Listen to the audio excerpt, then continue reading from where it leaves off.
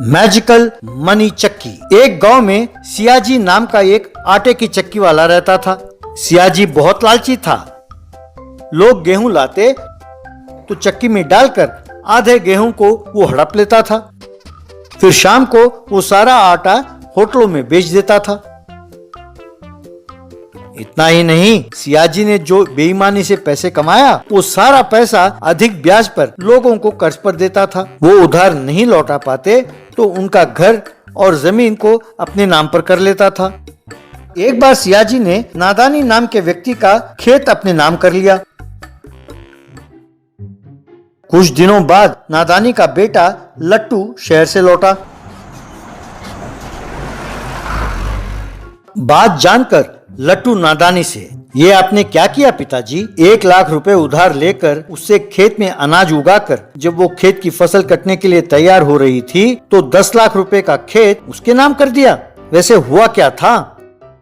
लिया तो 1 लाख रुपए था बेटा, पर सियाजी ने ब्याज पर ब्याज डाला और मूलधन पर सेंट्रल जीएसटी, ब्याज पर state GST, income tax, capital gains, यूं कहते हुए उसे 10 लाख कर दिया। मेरे पास खेत लिखकर देने के अलावा और कोई चारा भी तो नहीं था बेटा। वैसे उसके बारे में जानते हुए भी उससे उधार लिया, ये मेरी बेवकूफी थी।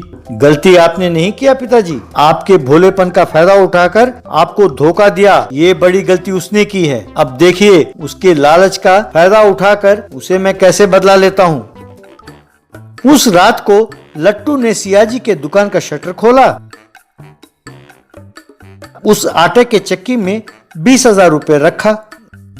अगले दिन सवेरे सियाजी ने जैसे ही शटर खोला तो लट्टू 1 किलो गेहूं लेकर उसके दुकान पर आया।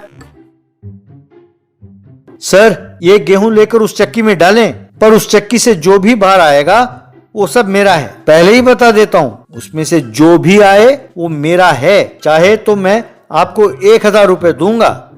अरे कितने बार बोलोगे? चक्की से बाहर क्या निकलेगा? आटा ही ना। ऊपर से तुम 1,000 रुपए दे रहे हो। लगता है कि तुमने पहले कभी आटा नहीं पिसवाया है। ठीक है, उसमें से जो भी निकले वो तुम्हारा। ठीक है, खुश? वो गेहूं देना, कहकर गेहूं को चक्की में डाला। बस उसमें से रुपए गिरने लगे। सियाजी ये देखकर दंग रह गया।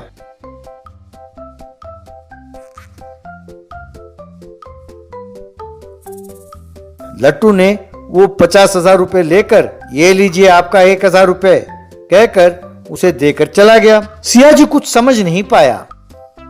अगले दिन लट्टू 2 और बोरी गेहूं लेकर सियाजी के दुकान पर आया। लट्टू सियाजी से, सियाजी सर, पहले ही बता देता हूं, इस चक्की में से जो भी निकले वो मेरा होगा।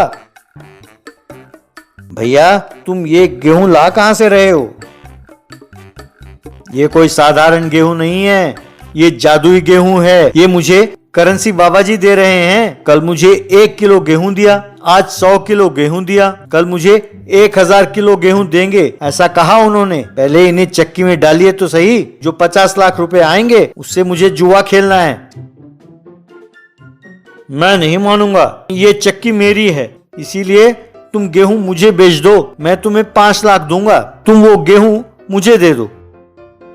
अरे वाह, 50 लाख देने वाले गेहूं मैं तुम्हें 5 लाख में दे दूं? क्योंकि चक्की आपकी है तो मैं आपको 30 लाख में दे दूंगा गेहूं। मंजूर ना हो तो कहिए, पड़ोसी गांव के चक्की में ले जाता हूं। सियाजी अपने मन में, ये चला गया तो 30 लाख का घाटा हो जाएगा।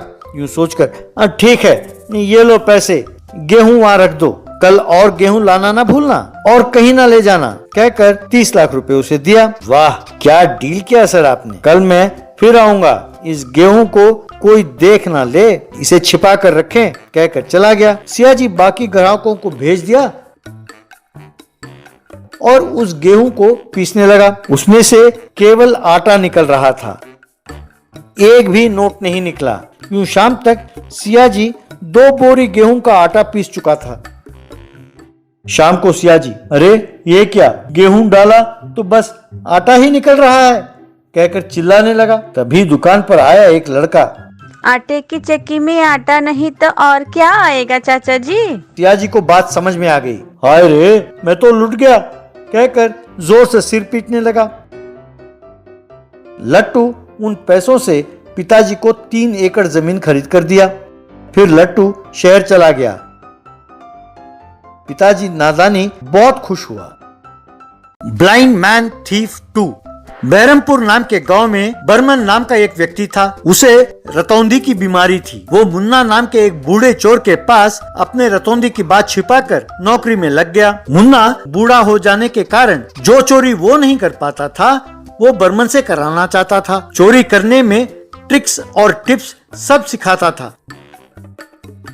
एक दिन मुन्ना, बर्मन तुम्हें हर रोज सवेरे मेरे पास आना होगा, फिर जब मैं जाने के लिए कहूँ तभी घर जाना होगा। इस बीच में जो ट्रिक्स और टिप्स मैं सिखाऊं उन्हें ध्यान से सीखना होगा। तुम जितनी जल्दी सीखोगे हम उतनी ही जल्दी बड़ा असाइनमेंट कर सकेंगे।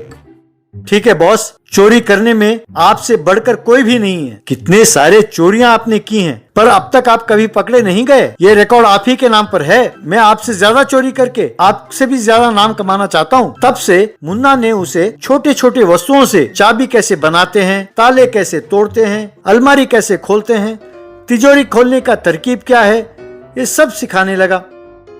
एक दिन ये सब सीखते सीखते अंधेरा हो गया। बर्मन को रतौंधी के कारण दिखाई नहीं दे रहा था। चोरों का उस्ताद मुन्ना की परीक्षा लेना चाहता था। बर्मन, अब मैं तुम्हें एक बहुत कठिन परीक्षा दे रहा हूँ। तुम अगर इसमें कामयाब हो गए तो फिर तुम्हें कोई नहीं रोक सकता। फिर बड़े से बड़े चोरियां तुम चुटकी बजाते ही कर पाओगे। तब बर्मन अपने आप से, हाय रे, मैंने उस्ताद से झूठ बोलकर गिरोह में शामिल हुआ था। मुझे रतौंधी है और अब अंधेरा हो गया है, मुझे दिखाई नहीं देता। उस्ताद कहते हैं कि परीक्षा लेंगे, पता नहीं क्या टेस्ट है और कैसा करना होगा। लगता है उस्ताद को पता चल जाएगा कि मुझे रतौंधी है, कहकर डर रहा था।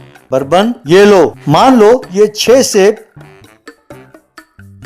6 सोने के वस्तु हैं। इन्हें मैं यहाँ टेबल पर रख रहा हूँ। लाइट ऑफ कर दूंगा। इन्हें तुम अब अंधेरे में चुराना होगा। आवाज नहीं आनी चाहिए और सोना गायब हो जाना चाहिए। तुम्हारी मर्जी, जैसे मर्जी करो। यूं कहते ही बर्मन अपने मन में, शुक्र है बच गया भगवान, इस बूढ़े को पता नहीं है इसलिए मैं बच गया। वैसे भी अब लाइट जलाओ या ऑफ करो मुझे कोई फर्क नहीं पड़ता। मुझे रतौंधी है तो सब कुछ अंधेरा ही तो है। इसे गायब करना बहुत आसान है। यूं सोचकर एक छोटी सी छड़ी को लेकर वो अंधेरे में टटोलते हुए आकर एप्पल्स को चुराया।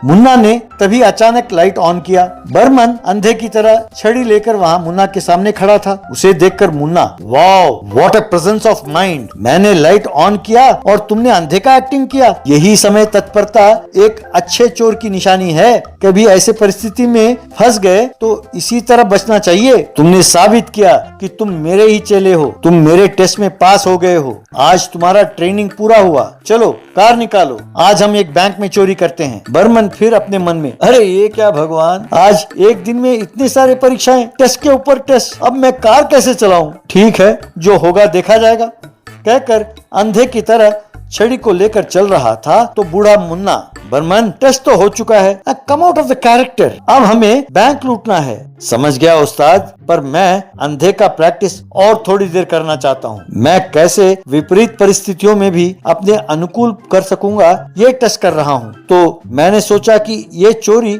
मैं अंधा बनकर ही करूंगा। वाह बर्मन, तुम्हारे लगन मुझे बहुत अच्छा लगा। ऐसा ही सही, तुम अपने उस्ताद से भी आगे निकल जाओगे, पर क्या तुम कार चला पाओगे। आराम से चला सकता हूँ उस्ताद, कहकर छड़ी से टटोलते हुए कार पर गया, बैठकर गाड़ी को आगे पीछे चलाने लगा। फिर सीधा बैंक के पास गया। कहाँ रोकना है ये ना जानकर सीधा जाकर बैंक के दीवार से टकराया।